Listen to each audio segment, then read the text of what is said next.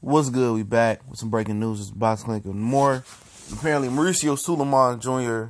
is trying to really railroad Earl Spence and railroad the boxing fans.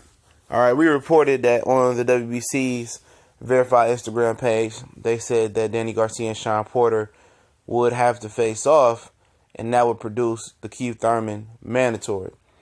Now, Mauricio Suleiman Jr. is saying Keith Thurman has to face back-to-back mandatory obligations after they granted him a voluntary defense May 19th. So he would have to face Shawn Porter next, then Danny Garcia.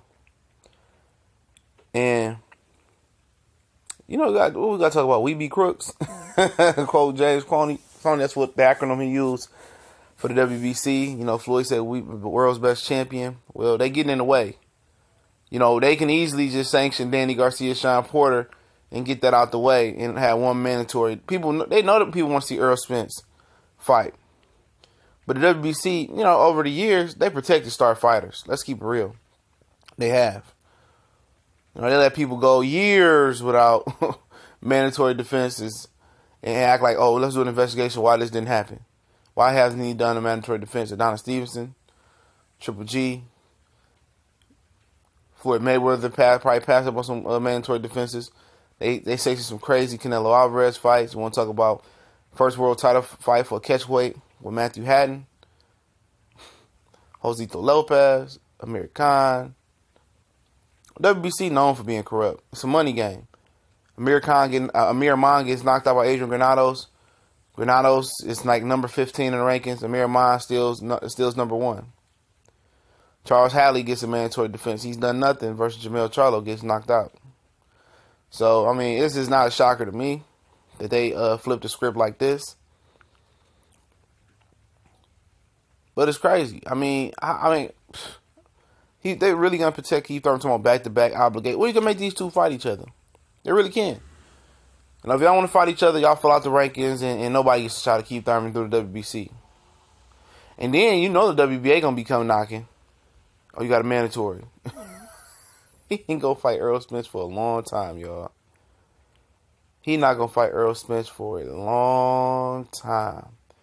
He only fight 2 times a year. And that's a stretch. Because he fought once in 2016 and once in 2017. And we talked about Stephen Espinosa stepping in an interview talking about, it's not fair, Keith was injured. Shut up. 2016, wasn't nothing wrong with Keith. June 25th, he fought Shawn Porter. Didn't fight for the rest of the year. Why not? Why not? Because he didn't want to. These dudes don't want to compete. And you got sectional bodies like WBC hiding champions, hiding fighters. And it seems like Danny Garcia paid the bag to be that mandatory versus Brandon Rios. How do you get a mandatory for fighting Brandon Rios? How do you get a mandatory for facing Andre Berto at this point? Facing Adrian Granados, who's not even got a win at welterweight division. How do you produce a mandatory by fighting that level of competition? Like I said, boxing is just crazy. It's ran like no other sport. You do need a govern or a commission or something like that. You can say what you want to say about Dana White, but he's the body govern. He's the commission, and his stuff run like a well-oiled machine. Oh, you hurt? You don't want the championship fight? Oh, you gonna fight him or not? Go to number 10 to the rankings. Work your way back up. Next guy step in and get this money, get this title shot. And who wants to see him fight Shawn Porter again? It was a good fight, but that's nothing that nobody wants to see. Really? People want to see Earl Spence, Terrence Crawford. That's what we want to see. And people say, you're going to have to just sit back and wait. These fights are going to happen. You can say that, but you're a guy in Keith Thurman that fights 1 time a year. And your elbow already injured. Let's say he injured his elbow in May, or goes back to India, injures his elbow versus Shawn Porter, who's a very physical, tough fighter.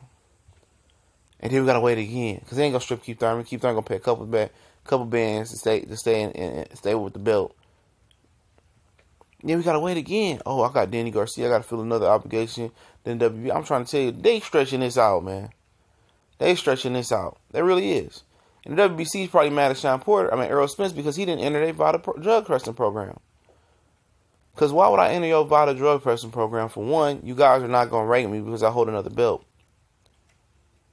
For two, we can just do an undisputed class, and then I'll enter your VADA random drug testing when I fight for your belt. So I'm not about to kick y'all money for that. And he does USADA, and he did VADA and USADA for Kell Brook fight. And his promoter took care of it. They paid for it. Whoever's promoting that fight. So he did USADA and VADA together. And then he did USADA for the Lamont Peterson fight. For people that's wondering. But, hey.